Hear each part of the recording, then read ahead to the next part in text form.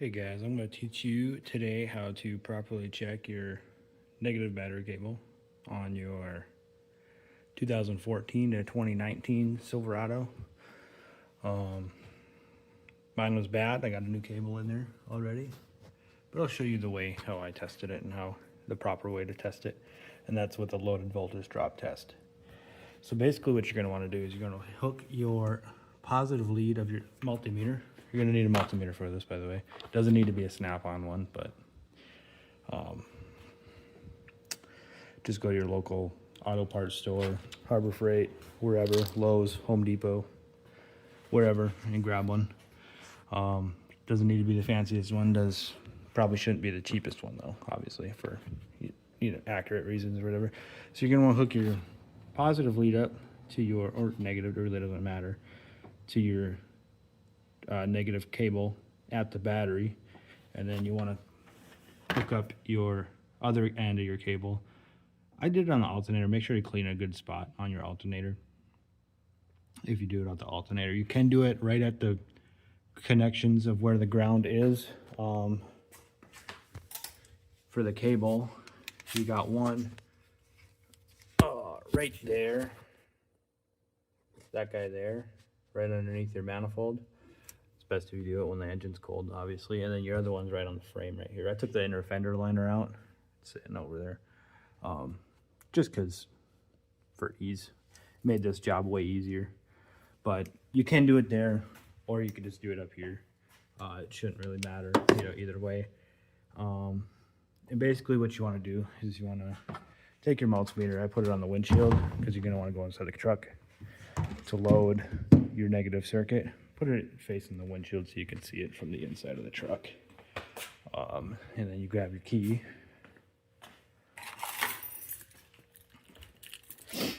Pardon the mess, I'm in the middle of moving here. And of course the truck started acting up. And make sure you see your multimeter. I have it set to millivolts. Basically, you don't want to see more than 200 millivolts. Right now we're at 4. So you put the key in. Put your foot on the gas pedal all the way to the floor. And then crank it. Watch that number.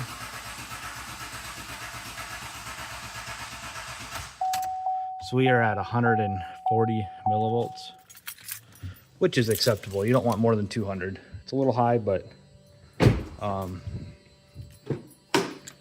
before, when I did that, I put it on the millivolt scale and it was said over limit, so I had to put it on the regular volt scale, and I was losing almost a whole volt just while cranking.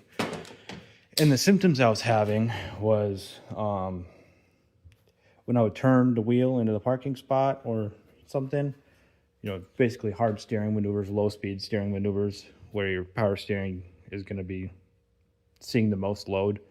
When I was turning the wheel and stuff, basically my headlights would shut off for a split second. My dash lights would shut off for a split second. A couple times the steering wheel kicked back at me.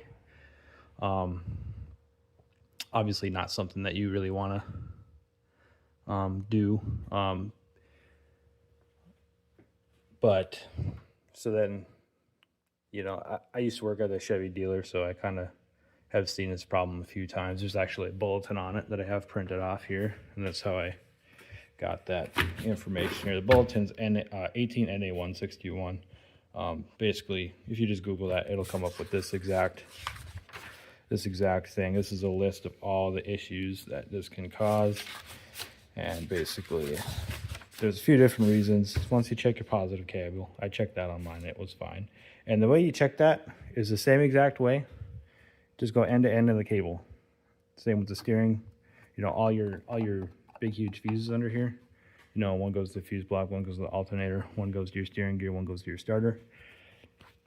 Those you check all the same way. You check one end of the cable, one end of the other end of the cable. Super easy. Same thing. You don't want more than 200 millivolts. I think actually on the positive, I want to say you don't want more. Yeah, you don't want more than 100 millivolts on the positive. Negative, you don't want more than 200. which it also says on the earlier trucks, check the ground here, your G218 ground,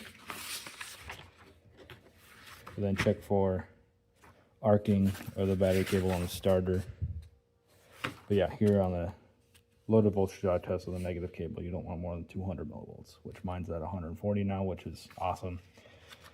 And then also it could be caused by discharge or faulty battery. These tests will not be affected by a bad battery, unlike an alternator test where, you know, a bad battery can make it look like an alternator's bad, vice versa.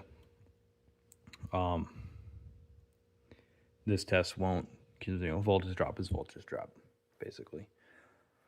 So yeah, hope this helps anybody. I couldn't really find a good video on it, and I also couldn't really find a video on how to change the battery cable. I already knew how, but I wanted to know if there's, because usually I would do it on a lift and I wouldn't take the inner fender out. I just crawl under there and, you know, because you can get at everything if you have a 2-post lift. I mean, you could without a 2-post lift, but basically all I did was I took the inner fender out, which is a bunch of T15 screws, and then one, this is actually a 1/4 inch screw. It's supposed to be 7mm, but somebody used a self-tapper instead of using the right bolt. But yeah, there's that. You can just get a really long extension with a wobble socket to get that, you know, that the one on the block there, then obviously that one there is fine. And then a whole bunch of little clips going up along the frame here, or along the firewall. And then there's your battery current sensor there. That comes with a new cable. There's the old cable. Just got done replacing it. Looks like it was rubbed through right here a little bit, so that's probably where the voltage drop was occurring at. Either that or a good point is the connections at either end. That's a good spot for them. And they also like to kind of get little micro cracks in the sheathing. I couldn't really see any on mine, but get a little micro cracks here and there, and then water gets in there, not shorts it out, but creates corrosion resistance. A lot of people will check the battery cable using just an ohm meter, just resistance.